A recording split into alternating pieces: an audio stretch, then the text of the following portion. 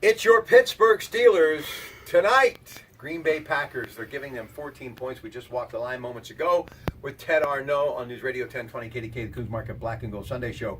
Joe Hayden is out for the Steelers. Juju Smith-Schuster is out, but so is Aaron Rodgers. And boy, that was a big blow for Greenfield, Pennsylvania native Mike McCarthy and the Green Bay Packers. But what I love about him is his just, well, you got to keep moving forward. But whoever they have a quarterback, it just isn't the same without Aaron Rodgers.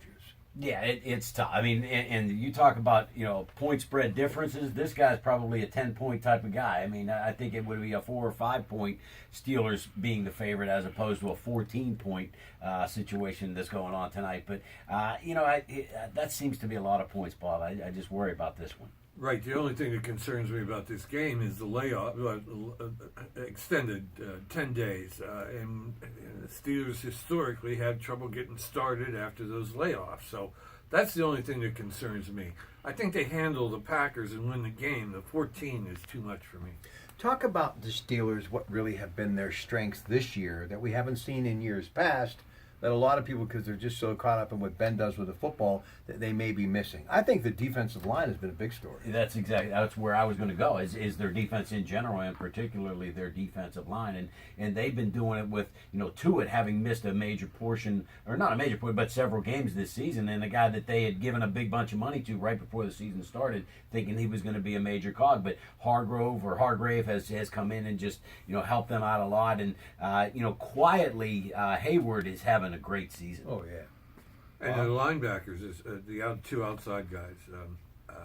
It's the speed on the defense, and I thought that earlier in the year that it would really. It's a different kind of defense. It's not the smash mouth Steeler defense. They'll beat you with speed. All right, we got Williams and Dupree and Ryan Shazier. He's really coming into his own, isn't he? And the knock on him was always, would he be able to stay healthy? Unfortunately, knock on wood, he's been able to stay healthy this year, and that's been a major. And don't forget the rookie on the corner, T.J. Watt. Yeah, and listen. Don't fall asleep on T.J. And listen. Hi, folks, I'm sorry. It's been a long 2 hours on the show, and he's just been on a roll with butter. Like butter. There you go. Okay, yeah. Now, let's talk about LeSean Bell. Even though he didn't get as many carries against Tennessee they really need to, he's still such an important part of this football team. Uncanny, unbelievable, and man, the upside of what he has done and what he will do, I think, is incredible. I'm thinking Hall of Fame if he stays healthy. He's leading the league in rushing. He could be the first Steeler to do that, to accomplish that feat since Bullet Bill Dudley back in the 40s. And I'm talking the 1940s. Bob, one of the points that Rob brought up during the Black and Gold Sunday show, Coons Market Black and Gold Sunday show, was the fact that his rushes per carry is way down. He's getting the ball so many times. Is this a function of the Steelers saying, hey, we've got you for one more year. You didn't want a long-term contract. We're going to run you till your wheels come off. I don't know that's necessary at the forefront of their minds, but maybe that's one of those things where you say, hey, we don't need to save him for down the road. This is a guy that we're not going to have 2 years from now anyway. Let's get as many carries as we can. The complexities of those relationships, we'll just never know. But I do think that they thought they were running him too much. Too many touches per game. You can't last. All right, before we go, and we're going to go right on this note. Everybody's talking about the LA Rams, rightfully so, the Minnesota Vikings, a 9-win season. Talking, of course, about Philadelphia, another team, 9-win season. It's been a good year for the National Football League, despite everything that's happened with the anthem and what have you. But just to give you an idea how fortunate we are to be a part of the Steelers Nation, you and I were talking about it. Tonight, prime time. Next week, Paul Brown Stadium, 8:30 game, prime time.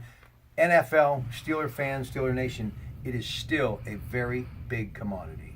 Yeah, and it's one of those things that, the Steelers are almost like America's team. I know somebody played the once that clip where the Steelers basically turned down being America's team. They say, hey, we're Pittsburgh's team. But people love to watch the Pittsburgh Steelers. Some of them tune in to watch them lose.